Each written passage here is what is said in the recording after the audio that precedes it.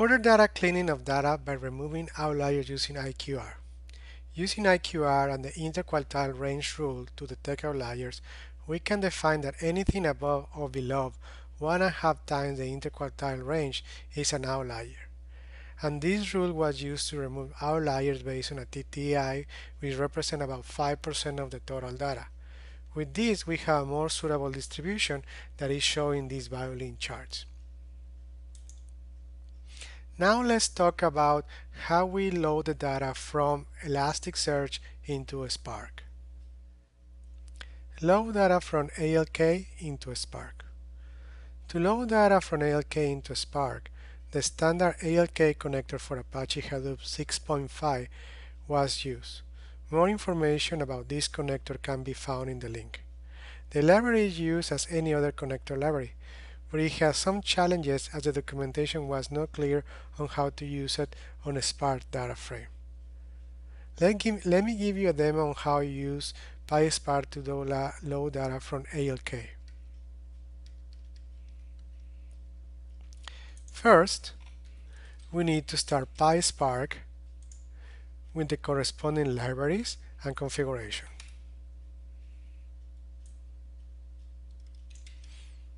Then we need to load some libraries. The next step is to prepare some variables that will be used during the construction of the query. Now, here we have the construction of the query.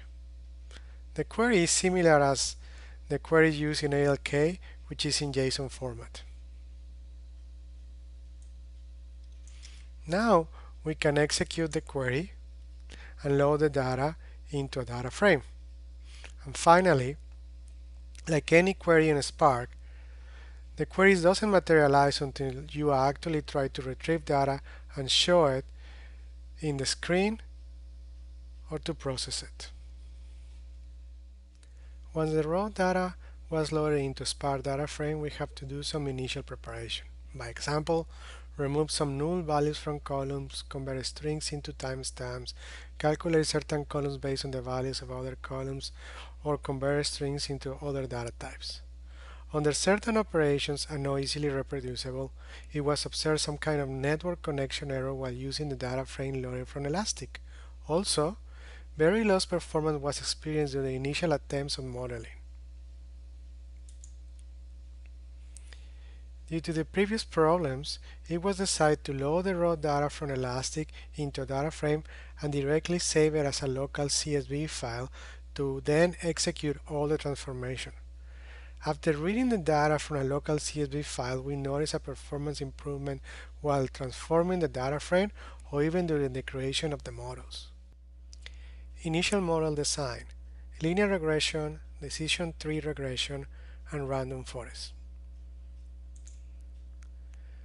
Different approaches were tested to determine what to use as feature variables. By example, use of browser delay, network delay, and server delay to predict end-to-end and time to interact. Here, while doing the modeling, we got R-squares of 1 or sometimes negatives. Use of time series prediction approach by using Windows functionality. By example, by using the previous 5 to 10 values of the response time variable to predict the current variable. Here, by example, we experience a very low R-square under 0.3. Finally, the use of categorical values to predict end-to-end or time to interact, but also other response variables like client time, network time, server time show to be the most realistic way to do this prediction. Now, let me give you a quick demo of the correlation testing that was executed. Once we have PySpark running and we load some libraries, we can read the data from a CSV file.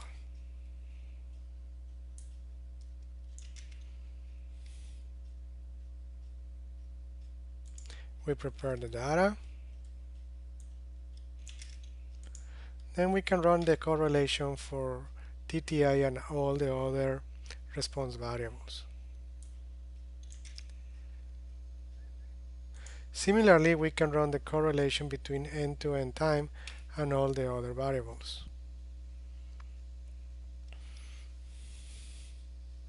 The reality is that the browser delay, network delay, and server delay, the three together create the end-to-end response time. So between the three there is a one-to-one correlation, and they have a very close correlation with ETI, and that's the most probable reason why we were getting the R-square values of 1 or negative. Continue with the preparation for modeling. We have to do a few more things. Adjust null values mainly in the network tab feature. Reduce the number of columns to only those which are being used in the modeling. Remove the outliers based in IQ range as we did in EDA. Out of the 7 features that we pick for the model, 6 are categorical values, which with the use of the one-hot encoder estimator when converted into column or binary vector. To the previous vector, we also include a numerical feature, number of round trips, which shows the number of round trips per user interaction. To achieve the use of one-hot encoder estimator for 6 categorical values and the numerical value, we use a pipeline to create stages for each categorical value and then convert it into a single vector. The final data frame with the 6 response variables labels, the 7 features, and its vector representation was saved as a Parquet file. 3 different algorithms were used to compare and select the most accurate model: linear regression, decision tree regression, and random forest for regression. To fine-tune the model and compare the best setup for each of them, cross-validation was used. The function param grid builder was used in conjunction with cross-validator to fine-tune each of the algorithms. Each of the fine-tuned algorithms was used to train the model against 80% of the data from the first week of October. 5 models were created for each algorithm to predict time to interact, end-to-end time, client time, network time, and server time. Once the algorithm was trained, it was scored against the test data using root mean square, R square, and mean absolute value. When the result was calculated, it was stored in Elasticsearch. Let me show you a Kibana dashboard when the results were from multiple executions were stored. So here is the dashboard. In most of the cases, the decision tree had the highest score in R square and the lowest score in the root mean square and mean absolute error. Final model results, anomaly identification.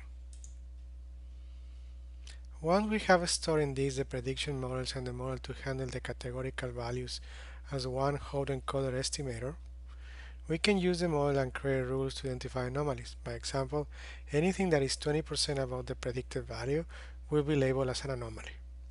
Using the cross-validator model and the pipeline model, we can load the model from disk.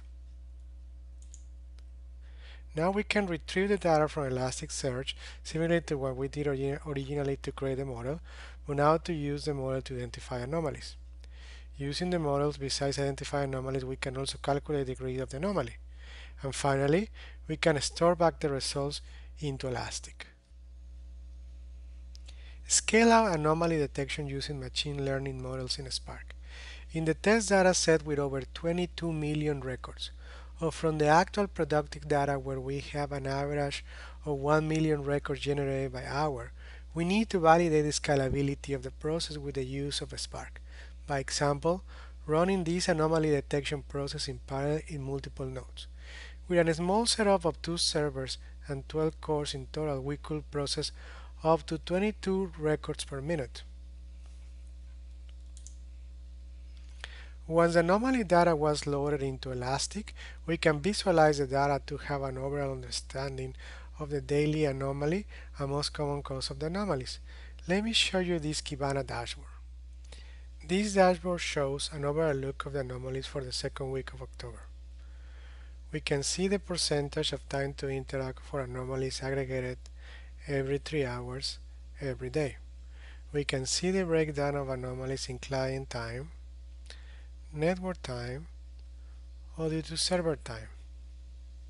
Or we can see the absolute value of anomalies versus normal interactions in a time series fashion. In a more detailed dashboard, we can see the total number of anomalies per tenant or per user interaction. We can use certain capabilities for Kibana to filter out the data. By example, selecting a tenant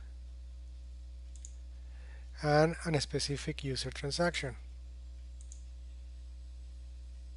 With this, now we can use a heat map that shows the day of the week when we have the worst anomalies by client time, network time, or server time. Finally, we can identify the reason of a specific anomaly, either in this case server time or in this case network time. Project architecture. As you can see, the data was extracted from an Appian repository into Elastic using Python code.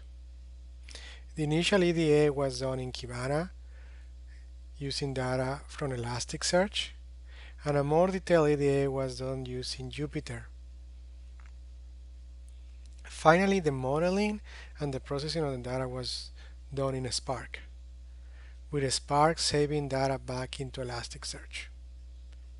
Final notes. It was possible to create regression models to determine the expected numerical values for different KPIs using mostly categorical features, which represent over 80,000 different potential combinations and one numerical value. The use of Spark for anomaly detection after models were available allows to process high number of records with an observer value in average of over 22,000 per minute, which shows the capacity to process a million user interactions per hour, even in a small setup like the one that it was used during this project. Once the anomalies were detected for different response variables, we could actually use them in a practical way to determine the reason causing anomalies, or in this case the reason of increasing response time. Using technologies like Elasticsearch could help us to have real-time visualizations and dashboards to identify problems in a SaaS application.